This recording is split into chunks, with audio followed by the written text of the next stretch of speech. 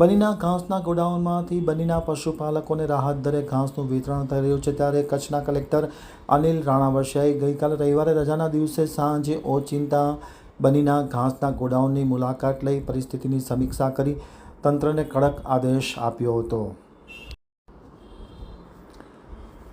રાજ્ય સરકારે બન્નીના ઘાસના ગોડાઉનમાંથી ઘાસના વિતરણ કરવા માટેની સૂચના આપ્યા બાદ ઘાસનું વિતરણ શરૂ કરી દેવામાં આવ્યું છે, ત્યારે કચ્છના કલેક્ટર અનિલ રાણાવસિયાએ ગઈકાલે રવિવારના રજાના દિવસમાં પણ બન્નીના ધોરડો ખાતે ઘાસ ગોડાઉનની ઓચિંતી મુલાકાત લઈ અને અધિકારીઓને કડક આદેશ આપવામાં આવ્યા હતા। પશુપાલકોને રાહત દરે ઘાસ વિતરણમાં કોઈ મુશ્કેલી ન પડે તે માટે કલેક્ટરે વન વિભાગ, પોલીસ અને મહેસૂલ તંત્રને સાથે ધોરડો ફોરેસ્ટના ગોડાઉનનું ગ્રાઉન્ડ ઇન્સ્પેક્શન કર્યું હતું। ઘાસની ગુણવત્તા ચકાસીને માલધારીઓને કોઈપણ વિલંબ વિના પારદર્શક રીતે ઘાસ આપવાની કડક તાકીદ કરવામાં આવી હતી। કલેક્ટર ગોડાઉન પર કઈ વ્યવસ્થાની પણ સમીક્ષા કરવામાં આવી હતી। વિતરણની પ્રક્રિયાને લઈને વન વિભાગને પણ સૂચનાઓ આપવામાં આવી હતી। આમ ગઈકાલે રવિવારના રજાના દિવસે પણ કલેક્ટરે ઘાસ ગોડાઉનની મુલાકાત લઈ અને પરિસ્થિતિની સમીક્ષા કરી હતી।